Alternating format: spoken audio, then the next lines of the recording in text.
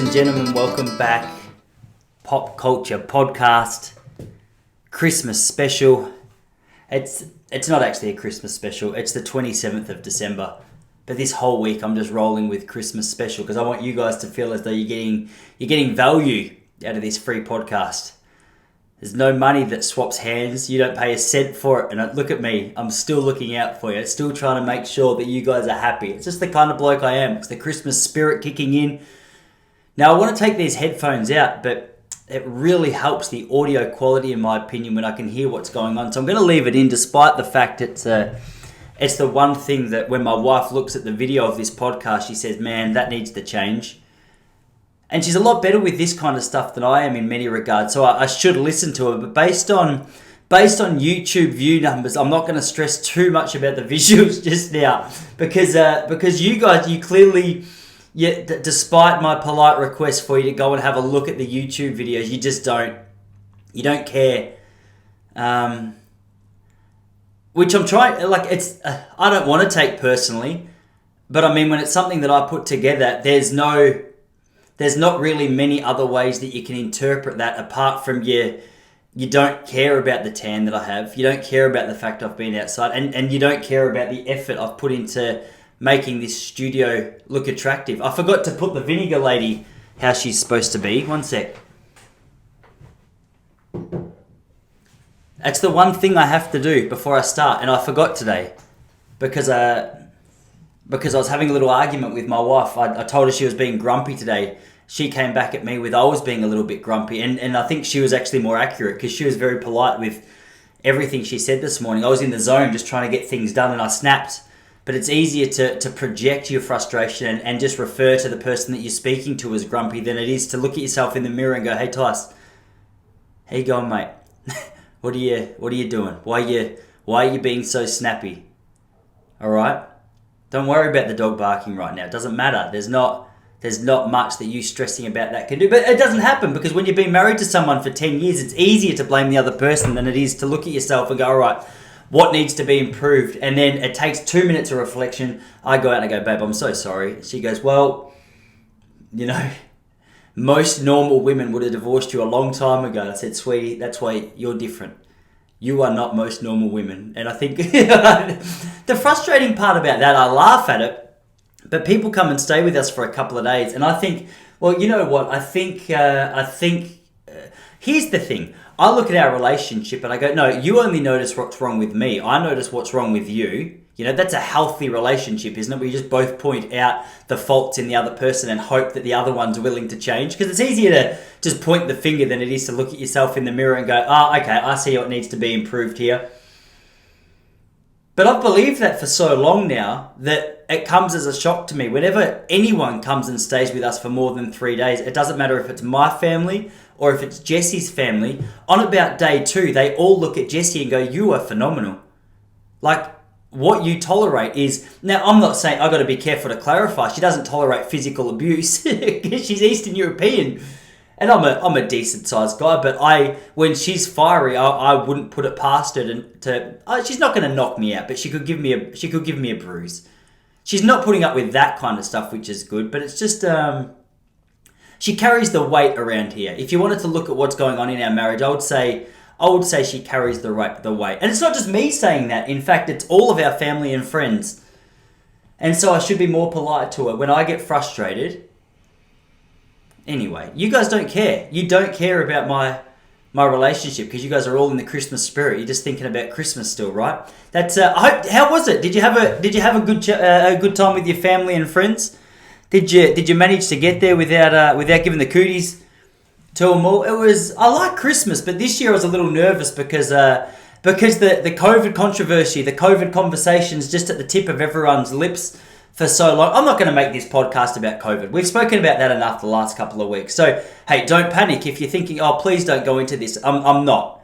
But I just wanted to tell you one story because I caught up with my auntie, my cousins, my mum. My wife and I went down together and we were sitting at the table and my mum made a rule. She goes, Tyson, look, no COVID talk for all of Christmas. And I said, that seems fair. I said, it's a slightly tyrannical approach to Christmas Day that you're taking. But if that's what you think's going to make it a more enjoyable day for everyone, I guess you're the cook. you're setting it up and you paid for the Christmas tree. I'm going to abide by your rules, especially because it's your house.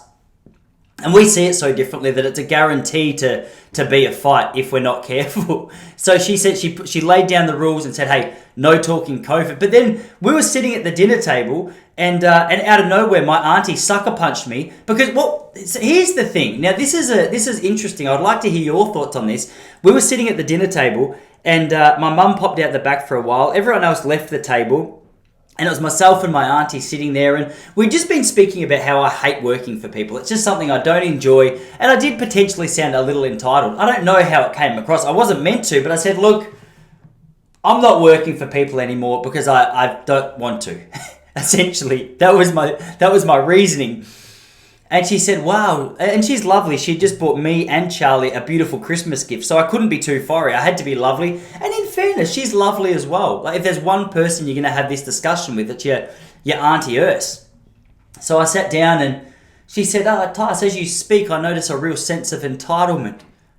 And I thought, it's an interesting way to step into this next part of the conversation. Where's this going? So I did that moment where you can feel your heart pumping because like your ego starts to go, hey, who are you calling entitled? This is my house. It's not, it's my mum's, but with a sense of entitlement, I claim it as my own. Because she took a photo of her will the other day and she said 100% of it's coming to me. So is it too soon to start calling it my house? I'm not sure. I'm gonna push it. I'm gonna try and do it and see if mum lets me. But at this time in the will, I'm an only child. I don't want, you're going to be stuffing up. Like, it's a big stuff up to be the only child and not receive whatever's left over when your mother says goodbye to this life and hello to the next one. So I've got to play my cards cautiously. Now, in fairness, she's only 64 years old. So all going well, I won't even have to think about this for another 36 years. I did message her back because she took a screenshot of her will the other day and sent it to me saying, hey, Tyson, 100% is yours. And I wrote back, said, hey, watch your back this week. I'm going to get you in a headlock till you pass out, which was very, Jessie told me off for that. It was a pretty aggressive statement, I think, to throw back at mum after such a lovely gesture. For her to say, hey, I'm going to entrust you with everything I've worked my whole life to attain, and for you to message back, I'm going to get you in a chokehold, perhaps it is entitled. But who decides what entitlement is? It's my Auntie Urs is the thing. And so she said, you're very entitled. How does that entitlement make you feel about vaccine mandates and the government making you get there? And we went down that rabbit hole. Now, for those of you who have been listening for a little while, you know where I stand with that. I'm not a big fan of the mandates. I don't like mandates for anything, really. Anything within reason. Like, I like mandates. I don't mind people mandating road rules and stuff like that, because history has showed that the mandates in that particular part of our society has had some really beneficial results. As a result of traffic lights and stop signs and seat belts and speed signs, we go, oh, okay, well, you can see the benefits. You can see the proof seems to be in the pudding. But at the moment, when the proof isn't in the pudding, I think it's fair to ask questions. But apparently that's entitlement. So that was my Christmas lunch. That's how it ended. You could just see people awkwardly hovering around the dinner table going, oh no, they're talking about COVID. I said to my cousin Gnomes, I go, don't worry, I've got this, it's all cool. I started working on my breathing. I could feel my heart rate pounding. You know that feeling where you get a little nervous and you feel as though you've been winded? I'm not sure what that is. I'm pretty sure it's a classic sign that the conversation should end there, but it didn't. We continued. But overall, a very good lunch. My mum, my wife delivered. I hope you guys had the same experience. It was a nice little Christmas, and hey, we dodged the COVID talk mostly, which was good, and we could just focus back on the cricket, which is the shittest sport, in fairness. So in Australia right now, we have the Ashes Test match, it's an annual event. It takes place around this time every year. I think the Boxing Day Test is the biggest one. That was yesterday, and it's really interesting to watch this space because obviously with the COVID restrictions, with the rules, with the regulations, with the you can do this today, you can't do that today, but tomorrow it all flips. It's really hard to watch health advice change and swing and adjust and people try and act as though it's normal. And We were really interested just to see how this Boxing Day test was going to go. But who says COVID is all bad? Because just before I pressed record on this podcast, I saw a little notification. It came up from The Age via Twitter saying that there was a family member of an English cricketer who was travelling with the team who is awaiting a test result from a COVID test, which may put the test match at an end, which, to be fair, is a great thing for many people. I don't think anyone should be forced to have cricket on Channel 7 when there's so many other options that you could replace it with. Like women's netball is a good option. Actually, women's netball is the highlight of the netball world. I would say that's the one exception in sport where you probably prefer men's sport not to be shown. Is that right? See, people get angry when you say that, but I think it's I don't know. Women's sport is it's very similar to men's sport, but just in slow motion. You can't say that, can you? Not without being cancelled in 2021. But is there an exception to that rule? Look at tennis. It's like men's tennis, still very interesting. I'm not saying they're not skillful; they're incredible.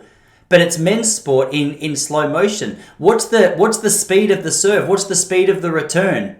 What's the foot speed? That's what I'm saying. I'm not trying to be rude here. I'm not trying to be the guy that says that women's sport is men's sport in slow motion. Though I did just say that. Sure, I said it. But do the facts not back me up? Let's look at women's football. What is the speed that they run? What is the score? How far can they kick the ball? They're just observations. It's just a couple of observations I just wanted to put out there. But it looks as though, the cricket is at least going to be delayed with its start time today. Apparently they said all going well, it's going to be a couple of hours. I want it to be cancelled. That's my honest opinion. That's my opinion. That's my opinion on the cricket. I want it to be cancelled just because I like watching the Victorian government scramble to try and justify. Because when there's money on the line, obviously there's more desire for these games to be able to go ahead. If there's no money to be lost, then what's the point of working hard to do it? Am I right? But if there's more on the line, you just know that there's going to be a way to find a way around it. They're going to find new health advice in the next half an hour, which actually justifies why it's beneficial to Melbourne as a society and to all the cricketers to play after that COVID result is revealed. So let's just wait and see. Maybe by the end of this podcast, we can see what's happening. This is where I need a producer. If you are interested in being a producer for this show, I'd love to have you on a computer next to me now so we could find this out in real time. See, the Pop Culture Podcast is dedicated and committed to bringing you the most important information in real time. See, people say to me, Tyson, what's the mission statement? What's the mission of the podcast? Real entertainment, real time. That's what I've always said since I was a young fella. It's been my mission in life to bring real information real quick. In real time. It doesn't matter. It doesn't matter. You just got to say what you believe with confidence. So I don't really get the appeal of cricket. Even men's cricket is boring, to be fair. I don't understand it. It's the one sport I've never really been able to get into. I played it on Sony PlayStation years ago, back in 1997. There was a cool game that came out about cricket, and I go through phases. But the phase that I go through of appreciating cricket is when Shane Warne is the best bowler in the world, and he's Australian. And you get bragging rights just for being associated as living in the same country as him. That's how often I go through a phase. So until Brett Lee didn't do much for me, I'm not really impressed by fast-paced bowlers either. Fast-paced bowlers, I don't know. It's a hard sport to take seriously. When you think about sport in general, though, I think sport is hard to take seriously when you think about practically what's going on. My favourite sport here is football, AFL. If you're from any other state than Victoria, you might not know what it is. Any other country, just Google it because you definitely won't know what it is. But when you think about what's going on, it's a big grass pitch with 36 men running around after a little leather ball, and it's incredibly intense and incredibly serious. When you look at it, it's hard to take seriously. When you break down what's actually going on, it's hard to go, hey, this is a good use of my time and it's a good use of our money. I think this is a really good decision.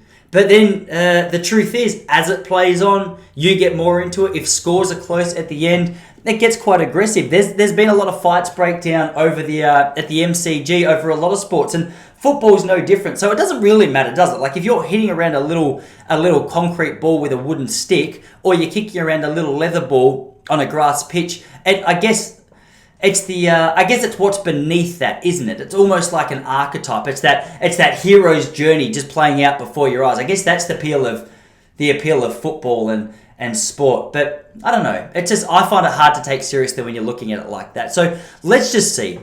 Sport, I think athletes take themselves too seriously as well, especially here. So AFL is the biggest sport in it would be the biggest sport in Australia, I imagine. I know Sydney siders would hate me saying that because they probably think NRL, whatever that is, has some kind of appeal to a lot of Australians. But I think if you just put the fans out on the street, the AFL fans would outnumber NRL fans. Soccer's not a really big thing here, though it's appreciated by a small group of people. But I think if you looked overall, what's the biggest sport? The answer is it's AFL football. And AFL football, it's a great sport, I admit. Even though I've just taken the piss out of it, the fact they wear these little tiny shorts, we've got to take them seriously as they run around this field and chasing the little leather ball. It is a good sport. It's a great sport. But the AFL scene, it's a very local sport.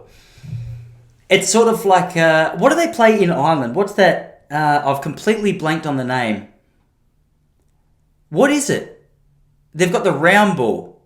They kick it into the nets.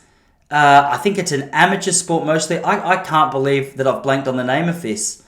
Gaelic football is the name. So they've got Gaelic football, which I'm not sure there's many other sports, apart from that sport they play on Harry Potter. There's not many sports that are so localized to a particular country that I'm aware of. Like things like soccer have made their way out of the UK and Europe, and it's sort of just infiltrated every culture on every continent, apart from Antarctica, I imagine. But football, for whatever reason, has stayed quite local. It's struggled really to break out of the state of Victoria, its origins, but it's come into WA a little bit. It's gone into South Australia, and it's people up north appreciate it a little, but it hasn't really done a great deal. But the Australian footballers take themselves incredibly serious. It's incredibly serious. I was walking past a newsagent yesterday, and one of my pet hates, maybe my ultimate pet hate in the sporting world, is, have you guys ever seen that Jordan Wings photo where he's got his arms expanded like this, and in each hand he's got a basketball in each hand, and he's basically, it's Wings, it's Jordan, because he can fly. He was the man that was known for jumping from the free throw line, making it all the way to the ring. He would hit the ring at knee height and just plop the ball in the ring. He literally could make an argument that it was a short fly. You know what I mean? If it was a flight, it was a domestic flight, not an international one, but it was still impressive for a human being to have that kind of leap, to have that kind of launch, to have that kind of power and confidence to be able to jump from that far. You go, hang on a second, like this is pretty impressive. The guy's got wings. Let's see him do a wings photo. He's arguably, I say not even arguably, I don't think Kobe, I don't think LeBron really hold a flame to Jordan. I think Jordan's the king. He's the Muhammad Ali of the basketball world.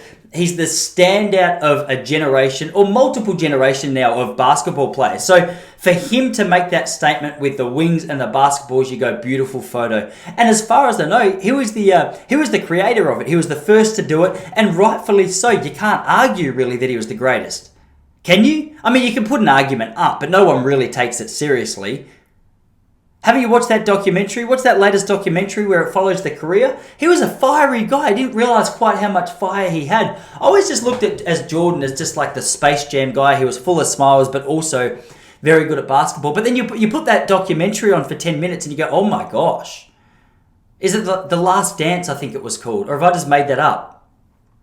The Last Dance. Or maybe I've just told you about a ballroom dancing video, The Last Dance, that my grandma used to play on repeat in the background. I've got the name confused. But the truth is, he was the greatest. He's the man. And you watch that documentary, and though you leave with a slight concern over his health at the moment, his eyes are very yellow. I'm not sure if is that due to alcohol consumption? He looks a little jaundiced through the eyes. Like it was quite obviously yellow. Every time it flashed to him in his apartment smoking cigars and drinking whiskey, I thought, oh gee, like when the whites of the eye starts to take on a color like yellow, you start to get a little bit concerned for the person's health, because it suggests something about bad circulation, doesn't it? Like surely when there's yellow stored up, is there any excuse for the human body to have yellow stored up in any part of the body and you not to take it seriously?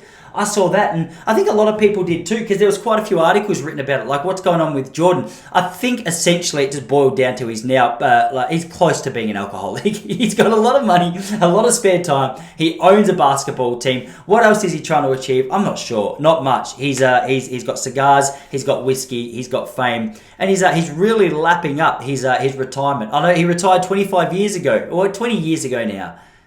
And yet he's still in celebration. But I tell you, when you've got 6 championship rings, I guess you can celebrate for that long. The party never stops when you're MJ. That's what his eyes suggest. I just think if I was his physician, I would say, you know what, it's time for a fast. We need to increase your water intake. We need to make sure that you're hydrated on things other than heavy liquor. And we're getting some sleep, all right? Because you look like, as much as I don't want to admit it, you look as though you're probably 15 days away from a heart attack. Rest in peace, Jordan. That's a day that I'm not looking forward to because, the Jordan brand continues, don't they? Like, it doesn't stop now. It's become it's a conglomerate, really. The Jordan brand, I'm not sure how much they take in each year, but there's no way that if Jordan dies that brand disappears because there's too many people making a living out of it now. So I guess, hey, his legacy lives on. So when he's ready, I guess, hey, let him go. I'm not praying for the death of Michael Jordan. I'm just saying that it's the money's going to keep flowing even when he's gone. All right? So Jordan, if you're listening to this, I know you're a big fan of the show. You've messaged me a number of times and said, Tyson, love your work. YouTube channel's great, man. I love how in focus your video is, and your vinegar dancing girl, sensational. I appreciate that, man. And out of mutual respect, because you've told me how much you appreciate the work I do. You've messaged me and said, wow, Tyson, like I'm a lot of people's heroes, but to me, you are my hero. And I said, man, I really appreciate that, MJ. Or George, I like to call him. I just say Geordie. Sometimes I call him Geordie. But he gets frustrated with that because the truth is he doesn't like it. So I just say MJ, bro. And usually I give him knuckles as I say it, high fives and that. Just drink some water. That's been my message since I was a young kid to you, hasn't it, MJ? Just get on the waters, man. Because you're a true hero and we need you. We need you in the game. We need you back in the game. We need you playing for the Bulls now. We need you to take a stand against the political nature of the game. Remember when you used to the focus of basketball just used to be on skills and baskets and talent, and now it's on Black Lives Matter, which is fine. It's fine. If you want to make the focus of the game Black Lives Matter, do it. It's just that it's getting old now when it's on every single channel. When I see an AFL player take the knee, I go, you know what? I saw just 6 months ago, you were done for being racist on the ground. You were done for being racist on the ground. Now you're taking a knee for Black Lives Matter. I'm starting to get the vibe. You just don't want the lash back from not taking a knee. But that's just my reflection. Anyway, I've gone down a little rabbit hole, and within the rabbit hole, I found a tunnel. And I'm just making my way back because the original point was MJ, greatest of all time. He has the wings with the balls in each hand. The basketballs, do you know what I mean? He's not just standing there with his balls in each hand, because that would be an OnlyFans account that he would open. And I think honestly, like, he would probably get a little bit of traction on that. It's not something I would subscribe to, because any man holding his balls is not something that I would subscribe to. But that's just me personally. If you do swing that way, I've got no issue with you. Do you know what I mean? It's different horses for different courses. It's just that if you ever came to my house doing that, I'd probably ask you to politely leave. Do you know what I mean? Unless there's nothing on TV that night, then you're welcome to stay. But it's just. But AFL players, I walked past the newsagent the other day and I saw an AFL player with a football in each hand, like a little football in each hand, doing the Michael Jordan wings. Now I understand what they're trying to say. I understand the resemblance. I understand the power of the image of Jordan is sensational, and you want to tap into that. We say, hey, he's the greatest of all time, but I'm pretty good at football. And a lot of AFL players forget. They forget how local the sport is and how preposterous that image looks to the average person. Any person who appreciates sports, I think, has to look at that image and go, bro, that's Jordan's. You can't do that. Yeah, it'd be like me going, that little Kurt Cobain, or that Nirvana cover, the little baby swing. You can see his little Willie in the pool and he's chasing like $1 note. It would be like me creating my own album, and instead of having a baby in the water chasing $1 note, I had a dog. Like it's the same concept. Everyone knows where it comes from. It's not as good. You've clearly copied it. You're taking the piss out of what was one of the most incredible albums ever written. I think there needs to be a little bit of lashback. There has to be a bit of criticism, and I'm not seeing enough. I think newsagents need to make a stand and stop purchasing that. I think the PR team of the clubs and the players, the agents of the players who are allowing these photos to be taken, need to be fired immediately, because the truth is you're not the greatest of all time, not at football, not at sport in general. I think that Jordan image has to be isolated to Jordan. Even if you're the greatest of all time in another sport, like who's the greatest of all time in another sport? Even if Haile Gebrselassie, now I'm coming at you from a distance running world, he's an Ethiopian distance runner, one of the greatest of all times. If he stepped into a photo and he was holding an athletics shoe, a track spike in each hand, I would say, Haile, like, I appreciate what you're doing. I know where you're coming from. I understand the gesture. I get the reference. I get that it's like a little tip of the hat to Jordan, but stop it. We've got to create your own thing. We can't just be copying what the great man's done. So AFL players, I know you listen to this as well, because I constantly, every week, I get a message from MJ and I get a message from Dusty Martin.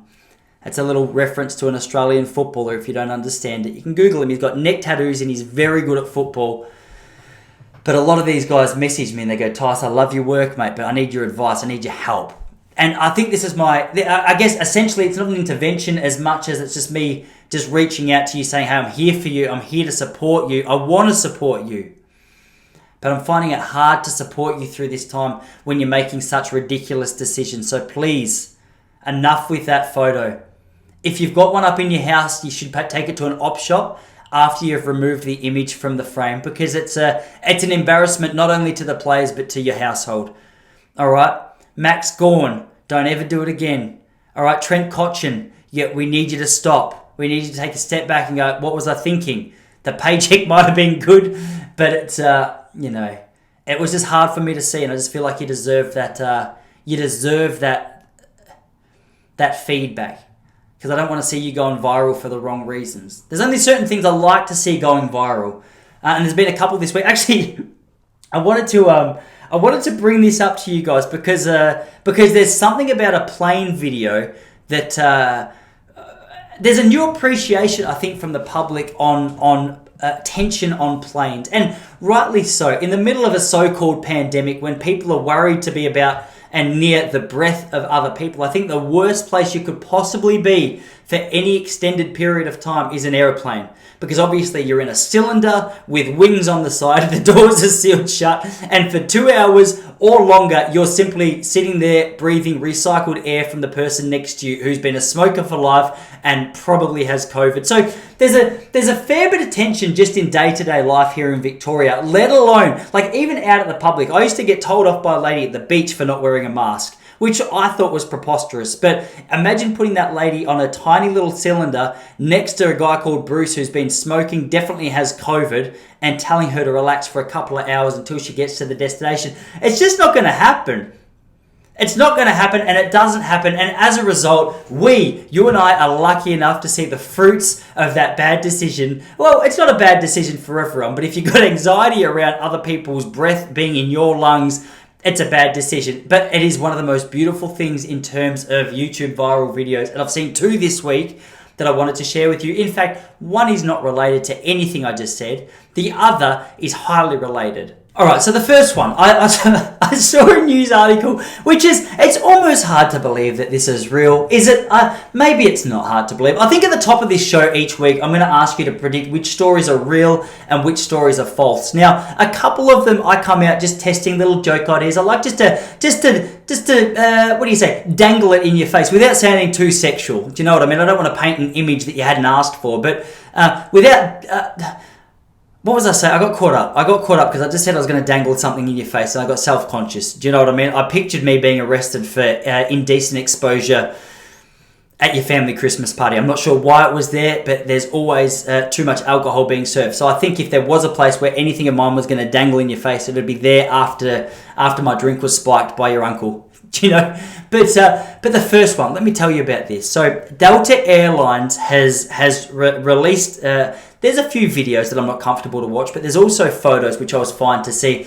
There was a lady on a Delta flight who was traveling with her cat. So apparently, I didn't know this was true. Apparently, you can now travel. So you can travel on some airlines with small animals that are big enough to essentially fit in your handbag. Now, I'm uncomfortable with cats at the best of times. So the anxiety for me on a plane right now would not be about your breath being in my lungs. In fact, if you're decent looking, you've looked after your health, I might even welcome that idea. But one thing that makes me uncomfortable on a plane is a cat. The only thing that can make me more uncomfortable than a cat on an airplane is what I've heard reported just today on CNN News, that a lady on a Delta Airlines flight was asked politely to stop breastfeeding her cat while she was on board. Which in itself that's a problematic statement, isn't it? Like, I feel as though a lady in that situation who is casually in front of an airline, an aircraft full of people, who is breastfeeding a cat, who have fangs, mind you. They've got little fangs coming out the front of their mouth. She must have nipples of steel. Look, I've seen my wife breastfeed for a few months on a baby who simply had gums, and it was a painful experience for her. Do you know what I mean? Sometimes when we get too excited, I accidentally bite a little too hard, and she said, "Hey, you got to be careful with that." I said, "I apologize. I forgot I had teeth coming through." Do you know what I mean? I was trying to move a little bit, and as I moved, my jaw clenched, and I got you right on the nipple. My son had no teeth at the time, let alone fangs, and it was a painful experience for her. I honestly didn't appreciate just what women went through when it came to the breastfeeding part of childbirth, because for me it was honestly a 40-second process from foreplay to pregnancy being complete. For her, she had to go through morning sickness, she had to go through breastfeeding. In fact, right now she's looking after my boy. He's gone to bed now, but she was the one who put him down. So she's at a rough end of the deal. But the idea that she could get away from breastfeeding our kid was something that was so highly welcome. The idea that a lady can be on board a plane breastfeeding her cat, I think it's a sign of the time. I feel like in any other era of Western culture, well, maybe in any other time in Western culture in the past 100 years, any person who was seen breastfeeding a cat would be, surely they'd be locked up in an insane asylum, I think. But it wasn't even the main headline. It wasn't even the biggest point of concern for CNN's website today, the fact that this lady was breastfeeding a cat. The most problematic part for me was because if I'm ever caught doing something which is slightly embarrassing, I got caught doing a wee in public once, and I also used a disabled toilet, and I came out and there was a man sitting there in a wheelchair. And I felt, because I like to go to the disabled toilets because there's a little more leg room.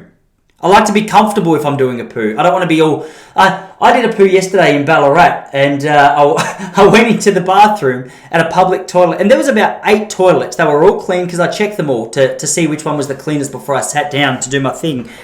And there was a man with confidence that I'll never have in the world of using public toilets who came down to the toilet. He came down to the little store. Is it a store? The little toilet next to mine.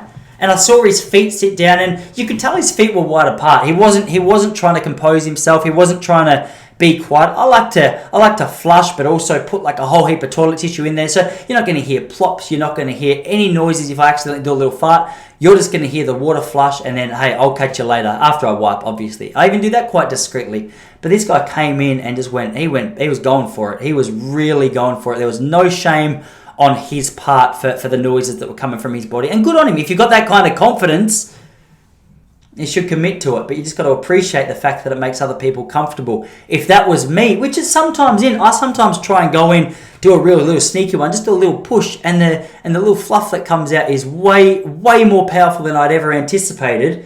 And I'm embarrassed. And if I was ever asked to stop it, I would apologize sincerely, and I'd make sure it never happened again. But this lady with the cat, imagine, how do they have this conversation? Like, as an air hostess, you had to politely go up to this lady and say, "Excuse me, madam, sorry to bother you, but are you able to put your tit away and maybe take your cat, which is latched onto your nipple, off? Because, it's not normal. It's not a normal part of the air process." And the man next to you is very uncomfortable. Can't you tell by the fact he's got his blindfold on and he's trying to eat his meal? He's got his blindfold on. He's trying to eat his mashed potatoes And he's eating the sausage because he doesn't know which one the mashed potato is because he's got his mask on. Because he doesn't want to see you breastfeeding your cat. The most uncomfortable part of this story was the lady said, he's hungry. He has to eat. Big dog's got to eat, you know? And so she continued. She started to arc up. She started to get frustrated about the fact that she was worried about her cat being hungry, and she was insulted about the fact that she was asked to first of all, if you've got a boob out on, like in a lot of situations, I'm trying to think, like if someone said to me, if a lady had their boob out on an aeroplane, would you be uncomfortable? Depends. If it was my mum, yes. If it was my wife, probably still yes, actually, because it's still too close to home. But if it was I don't know. I guess this is one thing you can't really talk about honestly and openly as a married man, because you're going to get yourself in trouble if you start talking about whether it was an attractive person, blah, blah, blah. So I won't get into that. But the answer is, in a lot of cases, I would be uncomfortable. But in a lot of cases, it'd probably be more comfortable than I'm allowed to admit on this podcast and maintain a happy marriage. But the idea of sitting next to a lady breastfeeding a cat is something that that's a step beyond what I'm willing to take. So I just wanted to share that with you. Really, there was no punchline to that story. There was no destination I was trying to reach. I just wanted to share that with you because I felt as though I needed to get it off my consciousness and onto yours, because it had been bothering me every time it came into my mind. The other one, and my video of the week. I saw, this has been retweeted. I saw Joe Rogan retweeted it, Jordan Peterson retweeted it, and it was representing our little Aussie girl, Rita Panahi, who's to some people, a far-right extremist, to other people, the only journalist sharing actual honest news at the moment. So depending on where you sit on the political spectrum is going to dictate exactly how you see her. But she shared a video, another viral video. Now this is tapping into my original introduction to this topic, where people are uptight at the moment because obviously there's a lot of air that's being constrained in that aircraft, in that cylinder.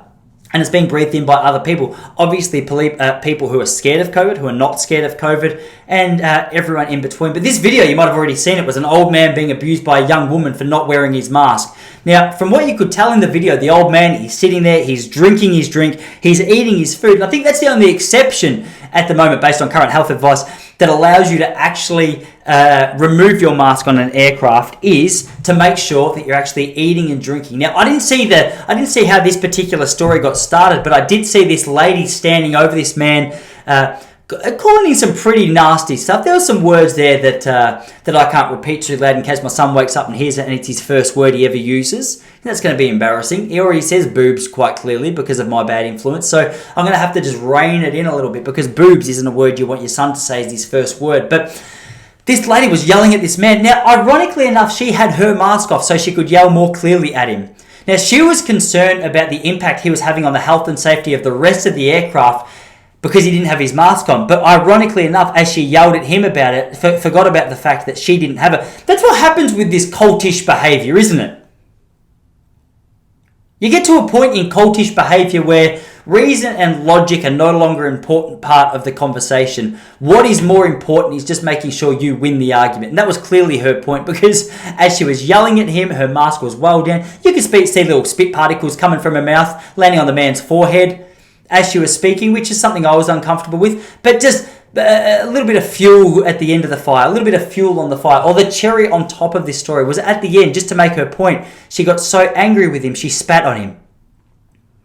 Which I'm pretty sure, I had a quick look through the COVID safety guidelines before I hit record on this podcast.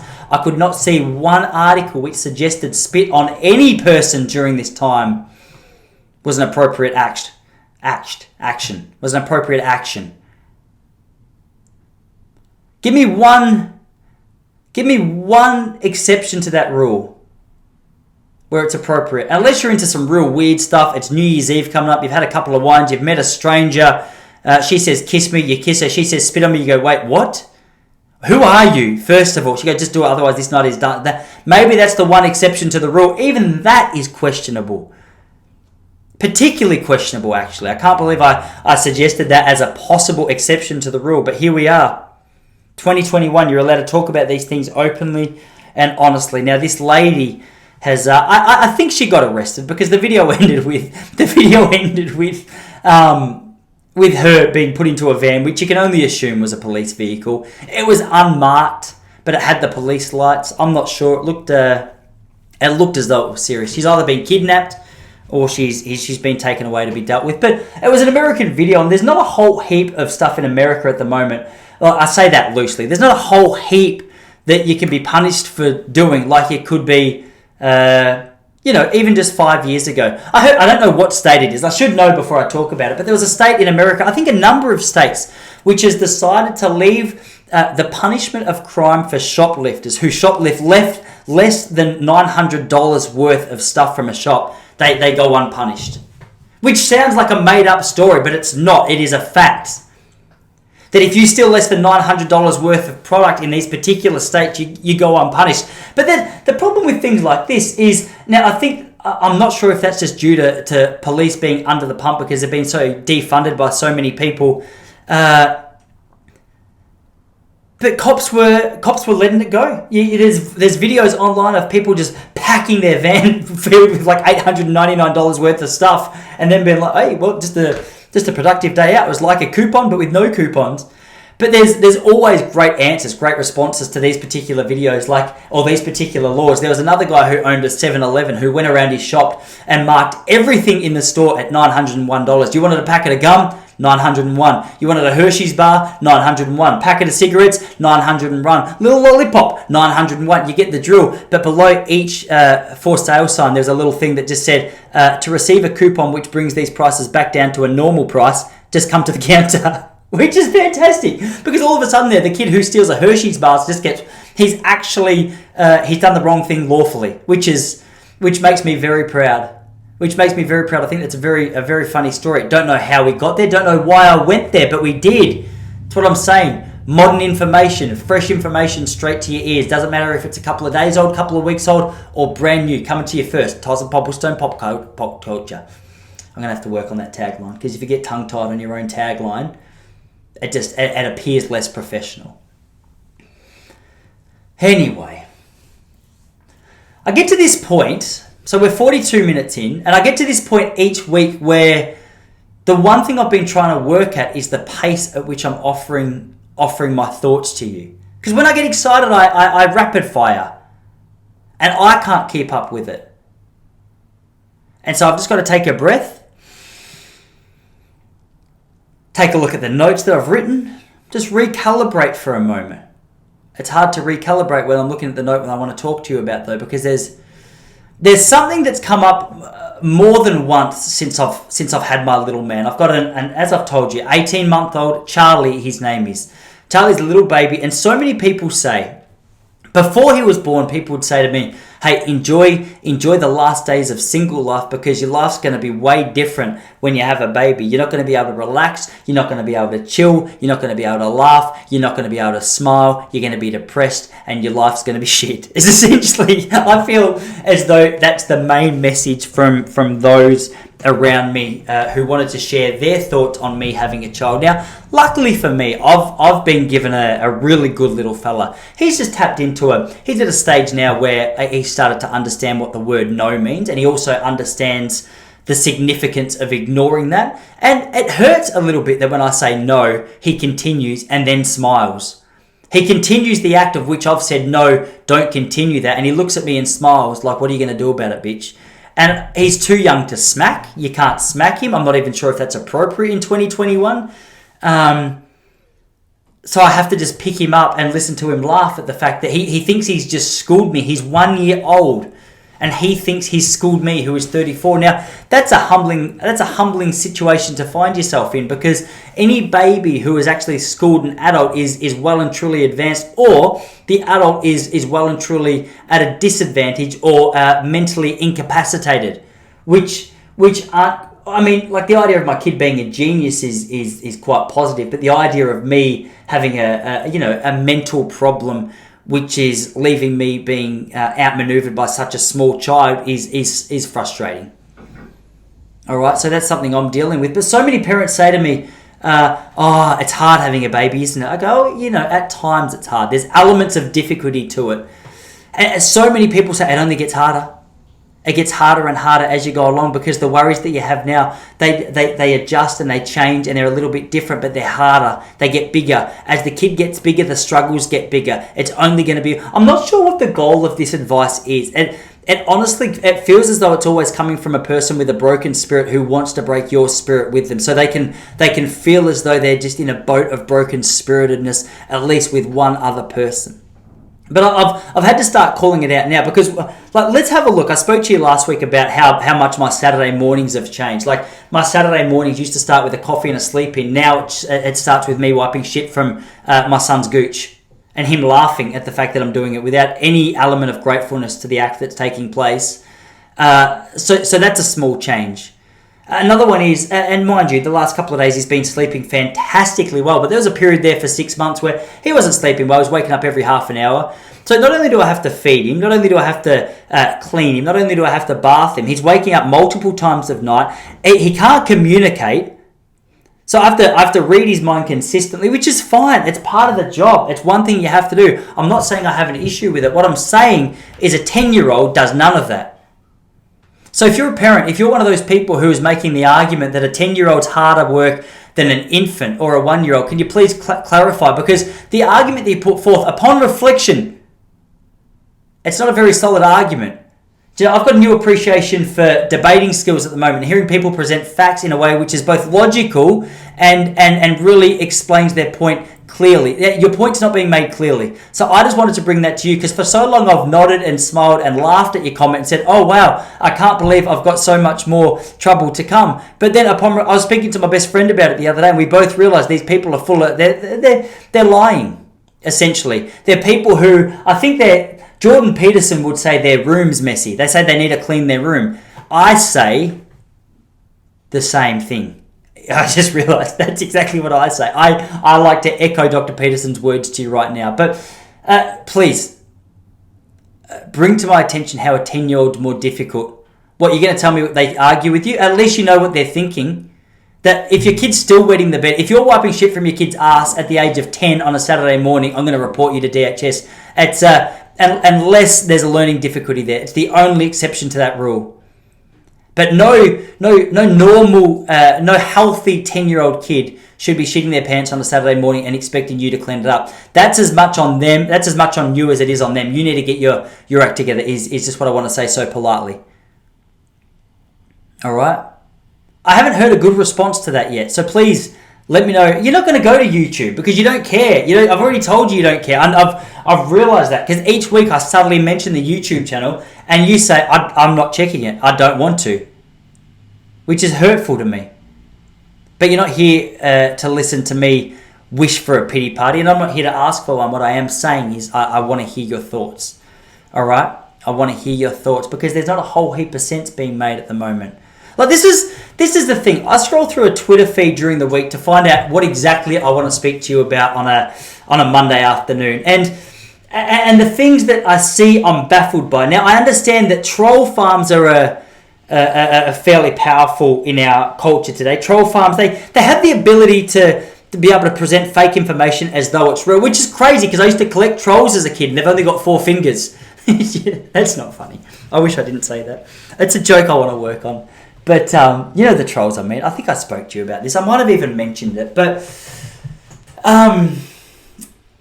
it's hard to know what's real and what's fake. But there's a lot of professionals, so-called professionals, people that I used to would have listened to with an open mind and an open heart now speak and I go, you are retarded. There is no way what you're saying is true and you've clearly been paid off to make that statement because I just can't see how anyone in their right mind who's actually done their research would say that comment. And here's the latest one. Are you ready for it? So the EU have just put out a video explaining that in order to start taking drastic action towards the climate crisis of which we are in, which just quietly, my wife's putting together a YouTube video of all the hysteria over the last 50 years of people saying, no, the next 5 years is going to see the end of time. No, the next 5 years is going to be the end of time. You know, this isn't a new thing. I realized recently this climate crisis thing, it's a recycled argument just for people who are obsessed with fear porn, bring up now and again. I think it's potentially because we're in such a clickbait culture. That's exactly what it is. We're in such a clickbait culture that regardless of how people are going to read like a really well thought out article, or the minority of people are going to read a really well thought out article. So the truth is, we've got to now just resort to banging into people's emotions and hopefully getting them triggered for them to click on the article. Now, I click on the article, but then they always want you to subscribe to the news piece. Now, I understand this is where they make their money, but isn't it interesting that the money is made now on bullcrap emotional headlines to get you and I triggered just to get our subscription? Whatever happened to whatever happened to the good old days? I guess the good old days, it was just easy to hide the rubbish that you were, is it propagating to the population en masse, because, I mean, there wasn't so many avenues for your dodgy information to be revealed. But the EU has just released a video explaining to us how us reducing the amount of time we spend washing our clothes is going to be really beneficial to the climate crisis. I don't want to go too far into this because I can't be bothered, because I find it so boring and so ridiculous. But they say a few things which I was already doing, which is... Now, here's a couple of little tips they gave us. They said, just wash your jeans once a month. I fit into that category. I rarely wash my jeans because I don't like it. It takes the elasticity out of it. It takes the colour out of it. They fade really quick. I reckon I wash my jeans once every 2 months. So Tyson Popplestone doing his part for the environment with jeans washing, tick. But then they say, like, T-shirts once a week. I'm a heavy sweater.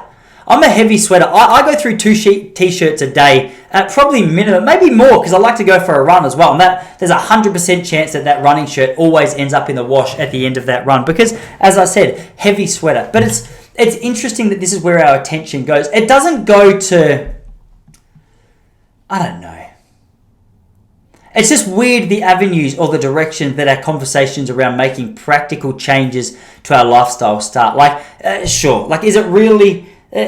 maybe it's paralysis by analysis. Maybe this one thing would be good if everyone did it, but it would also be good if everyone stopped buying iPhones, because it's child slaves and slave labor, which is essentially helping build these things. But the truth is, I've got mine right here. I say I care, but then I make a phone call on this and a tweet on this, and it's like, well, you don't really care, do you? Now, the idea of making some big radical move and saying, well, stuff it, I'm not going to use an iPhone is powerful, but there's still hundreds of millions of other people who are still going to do it. So I guess that's a cynical approach. I think I went into this a little bit with you the other day, but the idea of making change sounds good, but you need everyone to get on board to be able to do it, to actually make a significant change. So that's the way I see this clothing thing. I don't understand it at a deep level, obviously. I just thought it was weird that they're encouraging us to shower less. But it's weird, I guess, in a world where the FDA is now approved for us to eat more bug burgers, which is fine. I understand bugs are high in protein, but I've just seen the article released where the Federal Drug Administration, the United States, have said, hey, you know what? We give the stamp of approval on bug burgers.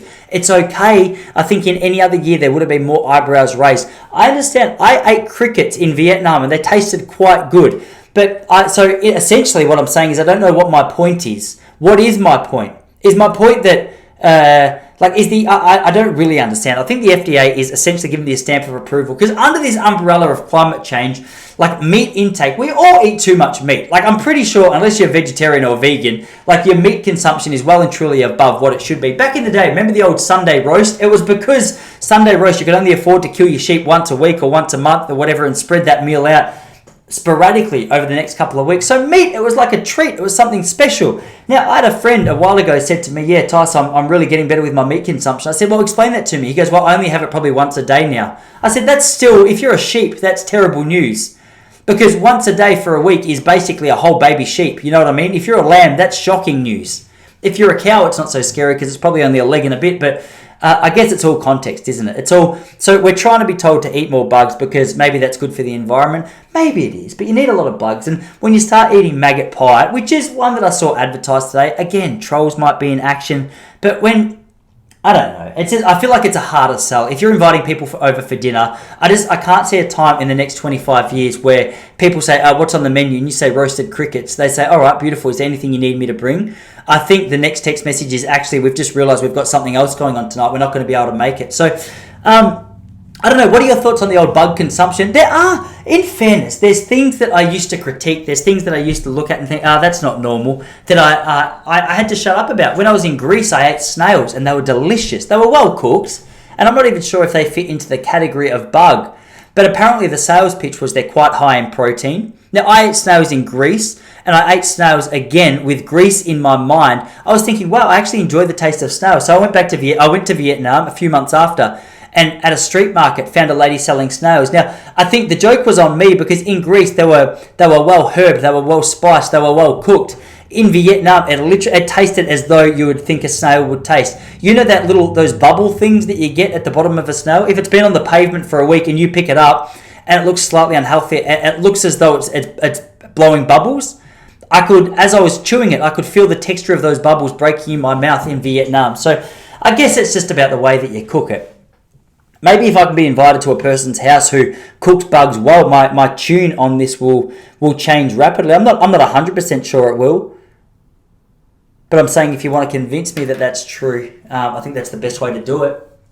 I've got one more thing I wanted to tell you before we go, because I've nearly been talking to you for an hour, and that's, as we know, well and truly enough time to sit back and listen. But hey, it's your own point. If you're here at this point, there's no one to blame but yourself.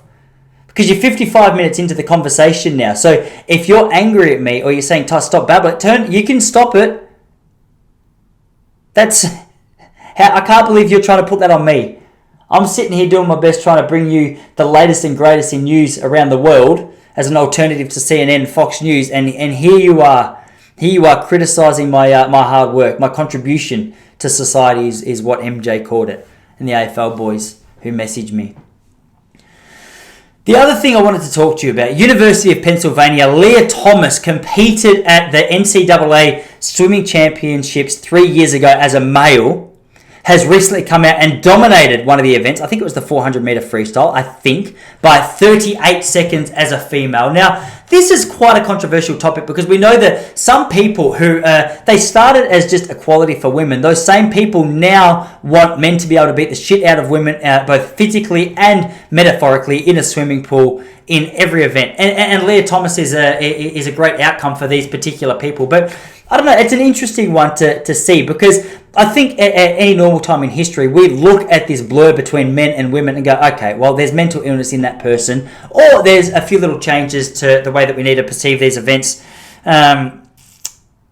That didn't make sense. There's mental illness essentially in the people that were, and I don't pity them. I feel bad for people who feel as though they're a woman trapped in a man's body, or vice versa. I'll have nothing but respect when I see them. But when they start being able to kick my daughter's ass, I don't have a daughter yet, I'm just saying my hypothetical daughter, in a swimming event because of the physical advantages. I've already said that men's sport, we started this podcast talking about how women's sport is just men's sport in slow motion. This is actually the exclamation mark to that comment. There's no other way around it. Leah Thomas has come out to prove my original point that men are just a little bit stronger, a little bit faster, a little bit better. Not because God has just said that men are better, though that could be the case, but because our physical strength just gifts us in certain ways. It's not that good in a kitchen, do you know what I mean? It's not that good at being a nurse. That's why predominantly women are nurses and predominantly men are bricklayers, because we're a little bit stronger. Hey, they're a little bit more caring. I don't understand the whole science behind it, but it's there if you want to look into it. Leah Thomas, I think we've come to a point now where we have to acknowledge that this is going a real bad way, because once women start getting their ass kicked by men in sport, it's no longer sport, is it? Like it's a ridiculous competition. We're just playing pretend, which is fine. If you want to play pretend, we can play pretend. Just like the AFL players holding out the footballs side by side, pretending they're the greatest of all time.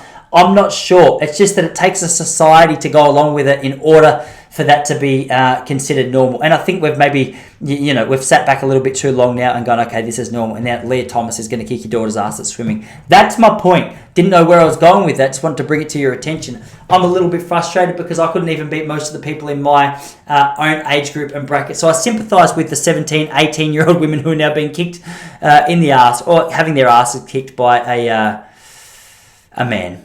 Because it doesn't seem fair, but hey, what is fair doesn't matter anymore. That's fine. Because we talk about domestic violence being an issue, but the truth is, like, if a man can kick a woman's ass, what's the problem with domestic violence anymore? I'm not sure. Is it the fact that you're married? I'm not a fan of it. I'm just trying to raise the point. Hey, if you can kick a girl's ass in a boxing ring, like, okay, what are we playing? What game is this? Anyway, there's a food for thought. That was my sign out for the day. That was it.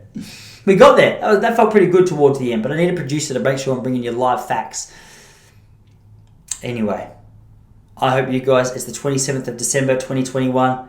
New Year's just around the corner. 2022. Omicron, here we come. I'm hoping. No, it doesn't sound that scary. I haven't been scared of any of them though. So not to brag, but I'm just saying. Anyway, hey, best of luck. Happy New Year. Give your mum a kiss from me, and I'll see you all next week.